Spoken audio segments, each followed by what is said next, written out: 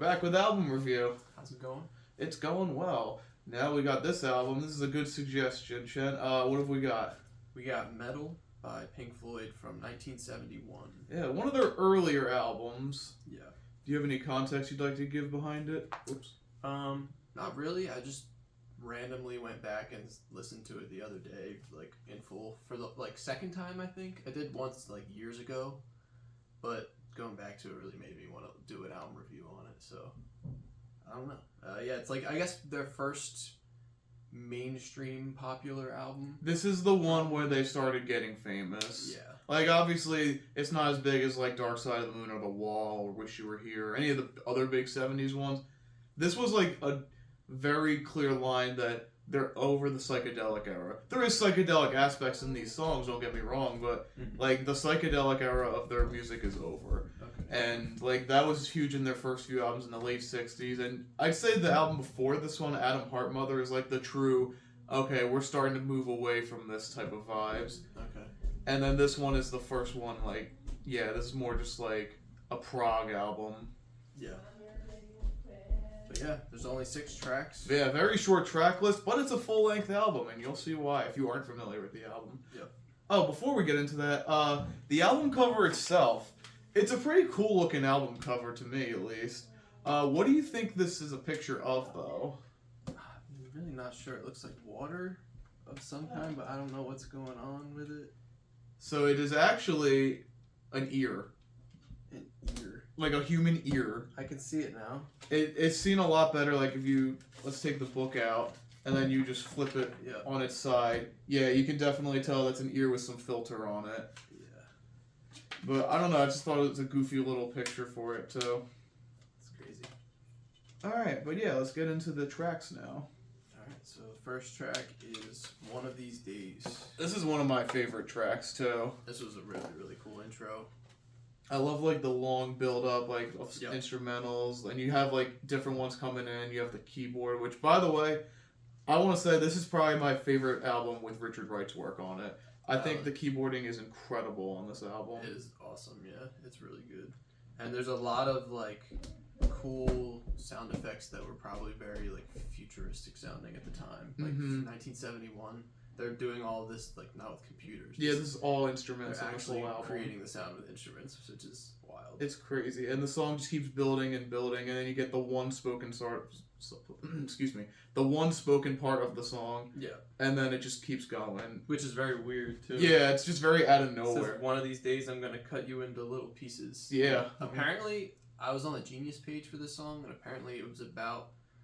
it's basically a diss track on this DJ that they didn't like from I forget what radio station in England. I didn't know that. Yeah, but it's a diss track I call it, but there's literally only that one line. Yeah, so it's just kind of funny. You just have to know what it's about. Yeah, but it's very abstract start to the album. But Yeah. I liked it a lot. And there's a lot of abstract moments in this album. There's some later songs that are very straightforward, but there's a lot of abstract parts. Yeah, there's parts where it's not even really.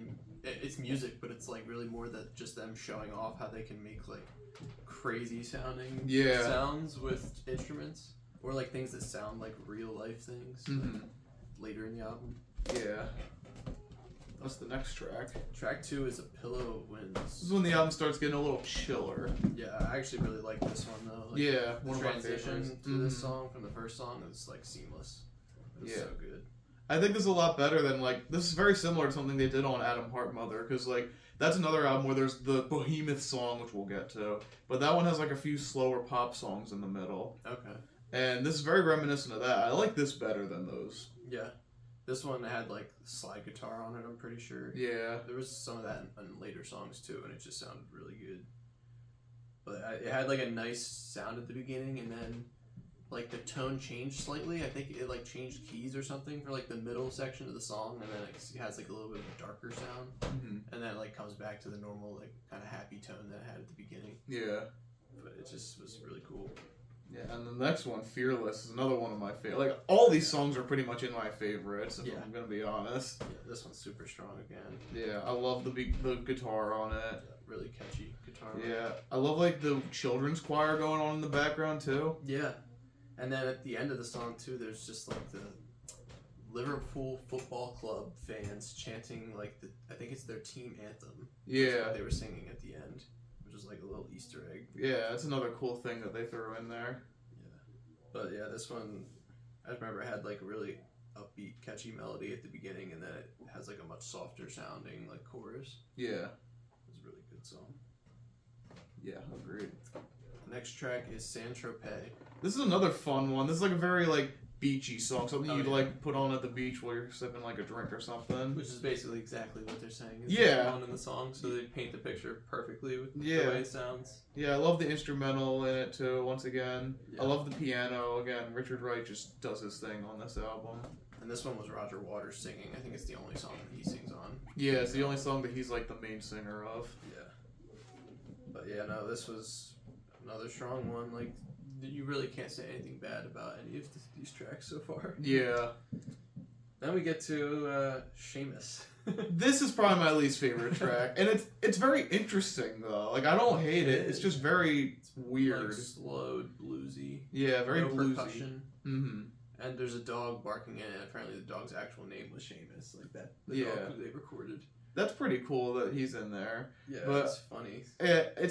It's very different from the rest of the tracks, but also not at the same time. Yeah. It's just very experimental. It was the shortest track and kind of felt like a total break from the album for a second. Yeah. Just like an interlude, I guess, before the big thing Yeah. coming up. Yeah, and then we get to the final track, Echoes. Echoes is incredible. This is like a top 5 Pink Floyd song to me. Oh, for sure. At least top 5. This is like ranks high up as best songs of all time. I know, Like, it's one of the best songs of the 70s even. I'll Yeah. go as far as to say that. It's 23 minutes long, but it's the longest song we've done so far. it is a masterpiece. Yeah, this is one of those songs, like, it doesn't matter how long it is. It's great. It's just the second half of the album, really. Yeah, If you think of it that way. it literally is. Like, you take the record, which I should have brought down, but you flip it over, side 2 is just Echoes. Yeah.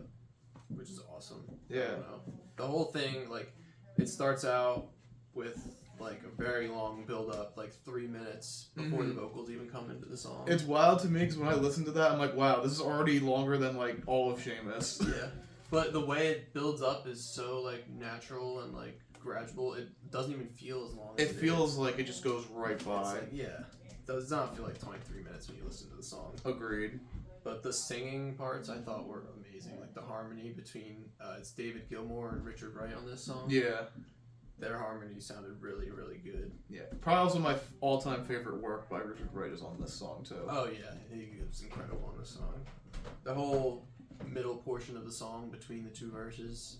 Oh, yeah. There's Some grooving instrumentals. yeah, You got the sweeping guitars. It's just, like, lots of great instrumentals. yeah. The section in the middle where it's just Roger Waters on bass and I guess basically the drums and the bass is what's driving it for a while, and then Richard Wright just kind of putting his little keyboard accents on it, and it sounds so cool. It was incredible. And then after that, you get to a very interesting part. Yeah, which is kind of complete break from the music, and it's more of those like natural sounds that they're making with the instruments. Yeah, like, lots of wah pedal and like there. a whale sound. Yeah. and like birds kind of, and like wind.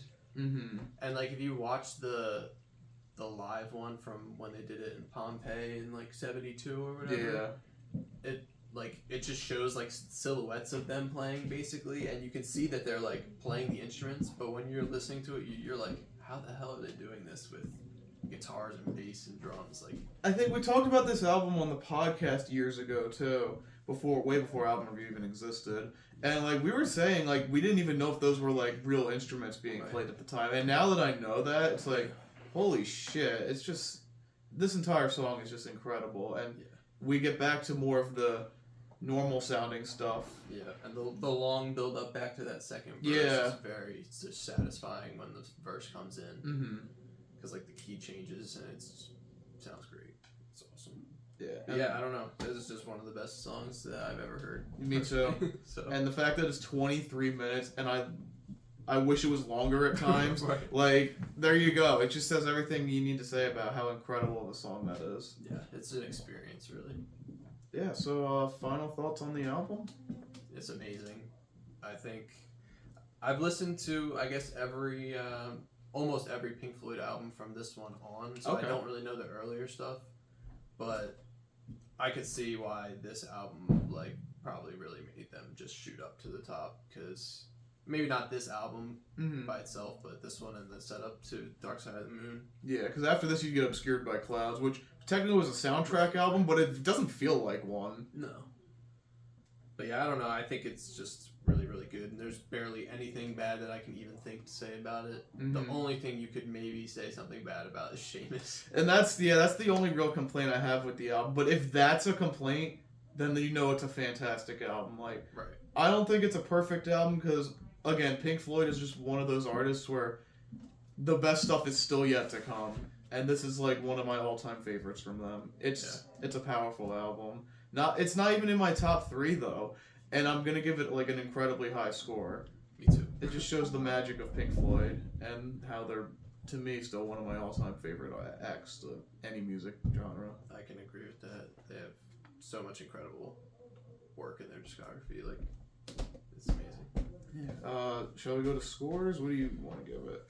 I'm giving it a 9.5. Because I guess 0.5 off for Seamus if you want to say anything bad about it. Yeah, that's what I'm giving it. Just to not give it a 10, basically. Yeah, because, again, I don't think it's a 10, but I love almost everything about this album. Yeah, it was amazing. Alright, so the next album, is from you, the community. So if it sucks, it's your fault. However, this one does not suck. We are doing The Strokes once again. We're doing Room on Fire. Hell yeah. An album I've never listened to. I know the big hit, but that's about it. It's their second album, I believe, right? I think so. Second or third is around that time. Yeah. So All right, tune in next week where we look at The Strokes once again. let's go.